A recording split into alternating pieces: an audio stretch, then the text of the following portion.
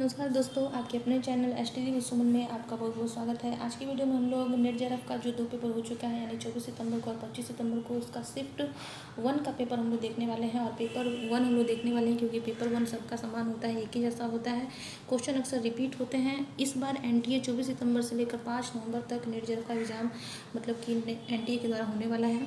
तो हो सकता है कि जो 29 सितंबर के बाद जो और एग्ज़ाम जो स्टार्ट होने वाले हैं उसमें ये क्वेश्चन रिपीट किए जाएं, क्योंकि फर्स्ट पेपर जो होता है वो सबका एक ही जैसा होता है, एक ही पेपर सबको मिलता है।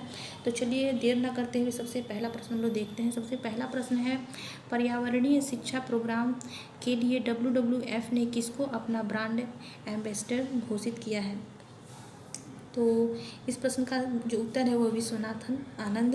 अब बता दें कि विश्वनाथ जो है वो 5 बार के विश्व शतरंज चैंपियन रह चुके हैं। और आगे हम लोग WWF के बारे में कुछ जान लेते हैं महत्वपूर्ण बिंदु। जैसे WWF का जो फुल फॉर्म होता है वो वर्ल्ड वाइड फंड होता है, या फिर अगर पूरा नाम बोले तो वर्ल्ड वाइड लाइफ फंड होता है। और आप बता दें कि वर्ल्ड वाइड फंड का जो गठन हुआ वो 1961 ईस्वी में हुआ। इसका मुख्यालय ग्लैंड यानी कि स्विट्जरलैंड में है। और यह पर्यावरण के संरक्षण, अनुसंधान एवं रख रखाव संबंधी विषयों पर कार्य करता है। कौन करता है? WWF।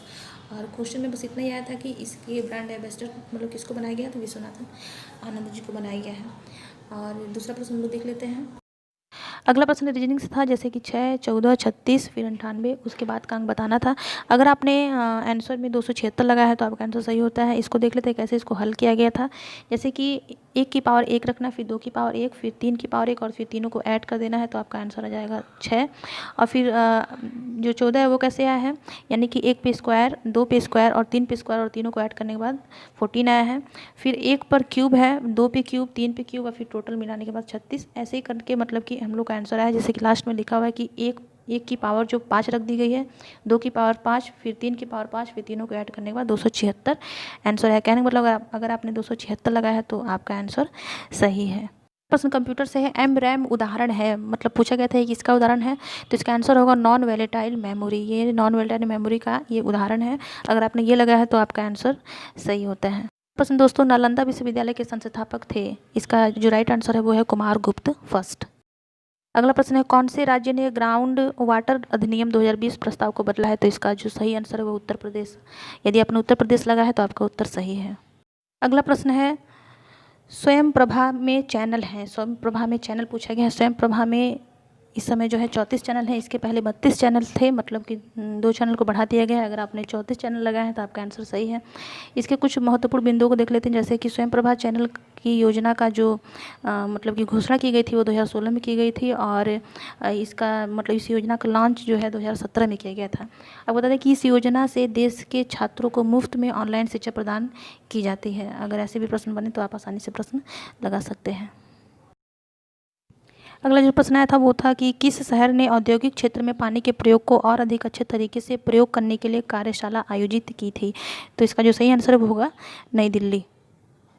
अगला प्रश्न था कि इग्नू ने कौन सा चैनल टेक्नोलॉजिकल शिक्षा के लिए लॉन्च किया है? तो इसका जो सही आंसर था वो एकलव्य। अगर आपने एकलव्य लगाया है तो आपका आंसर बिल्कुल सही होगा। चलिए हम लोग अगला प्रश्न देखते हैं। IT यानी कि इंफॉर्मेशन टेक्नोलॉजी एक्ट 2000 को कौन सी धारा साइबर आतंकवाद यानी कि साइबर टेररिज्म के लिए दंड देती है? तो इसमें आंसर जो है वो 66F। अगर आपने लगाया होगा 66F तो आपका आंसर बिल्कुल सही होगा। और यानी कि सेक्शन 66F। चलिए हम लोग दूसरा प्रश्न देख लेते हैं। अगला प्रश्न है, ministry of human resource development यानी कि MHRD का नया नाम रखा गया, मतलब नाम बदल दिया गया है। नया नाम क्या रखा गया है? तो इसका जो आंसर होगा वो मिनिस्ट्री ऑफ एजुकेशन यानी कि शिक्षा मंत्रालय, ये नाम बदल दिया गया है। पहले इसे मानव संसाधन विकास मंत्रालय मतलब कहा जाता था, अब जो है इसका नाम बदलकर शिक्षा मंत्रालय कर दिया गया है। अगर आपने शिक्षा मंत्रालय लगा है तो आपका आंसर बिल्कुल सही है। चलिए हम लोग प्रश्न नंबर 11 देख लेते हैं। अगला प्रश्न भी रीजनिंग से था, यानी कि 2, 10, 30 और 68 के बाद का अंक बताना था। इसका जो सही आंसर है वो 130 है। कैसे इसका आंसर 130 है ये भी हम लोग देख लेते हैं। जैसे कि पहले हम लोगों को जैसे कि 2 कैसे आया, तो 1 में मल्टीप्लाई करना है 1 का, फिर 1 का मल्टीप्लाई करना है, यानी कि 2 बार मल्टीप्लाई करना है, फिर तीसरी बार उसको जोड़ देना है, तो उसके बाद 2 ही आएगा इसका मतलब आंसर। फिर दूसरे बार में फिर 2 गुणे 2 गुणे 2 3 बार यानी कि 2, फिर 2 को ऐड करना है तो 10 आएगा, क्योंकि 2 गुणे 2 गुणे 2 8 हो जाएगा, 2 दूनी 4, 4 दूनी 8 और फिर 8 में 2 जोड़ देंगे तो हो जाएगा 10। और फिर वही मतलब उसी क्रम क्रम में करते हुए नीचे लास्ट में यानी कि 5वें नंबर पे 5 गुणे 5 यानी मतलब कि 5 का क्यूब कर देना है, फिर उसके बाद उसमें 5 जोड़ देना है, तो उसका आंसर जो आ जाएगा वो 130 आ जाएगा। इस तरह से अगर आपने रीजनिंग में 130 आंसर लगाया है यानी कि इस क्वेश्चन का, तो आपका आंसर बिल्कुल सही होता है। अगला जो क्वेश्चन था वो कंप्यूटर से था, यानी फुल फॉर्म से था। डीवीडी का फुल फॉर्म पूछा गया था बहुत बार परीक्षा में, मतलब कि नेट के एग्जाम में कई बार पूछा गया है। डीवीडी का फुल होता है डिजिटल वर्सेटाइल डाइस। अगर आपने यही आंसर लगाया है तो आपका आंसर बिल्कुल सही होता है। अगला प्रश्न भी फुल फॉर्म से संबंधित है, यानी कि NEP का फुल फॉर्म पूछा गया था, नेशनल, जिसका फुल फॉर्म होगा नेशनल एजुकेशन पॉलिसी। और इसके बाद का क्वेश्चन है कि कौन सी गैस उच्च प्राकृतिक स्रोत है, ये क्वेश्चन बना था। तो इसका जो आंसर होगा वो यानी कि मीथेन, यानी कि इसका रासायनिक नाम होगा CH4। अगला प्रश्न है RUSA का फुल फॉर्म भी पूछा गया था। RUSA का फुल फॉर्म होगा राष्ट्रीय उच्चतर शिक्षा अभियान, जिसको यानी कि लॉन्च किया गया था। मतलब एग्ज़ाम में तो फुल फॉर्म पूछा गया था, लेकिन हो सकता है अगले एग्ज़ाम में इसके लॉन्च का समय पूछ ले, तो इसको लॉन्च 2013 में किया गया था। और ये जो मतलब कि RUSA है, ये उच्चतम राज्य स्तरीय शिक्षा को बढ़ावा देने के लिए इसका जो है कि इसको लॉन्च किया गया था।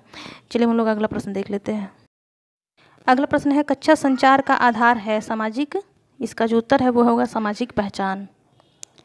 चलिए हम लोग अगला प्रश्न देख लेते हैं। अगला जो प्रश्न है यानी कि प्रश्न नंबर 17 पे जो प्रश्न रखा गया वो है एक प्रभावी कक्षा के सामाजिक वातावरण का सार है।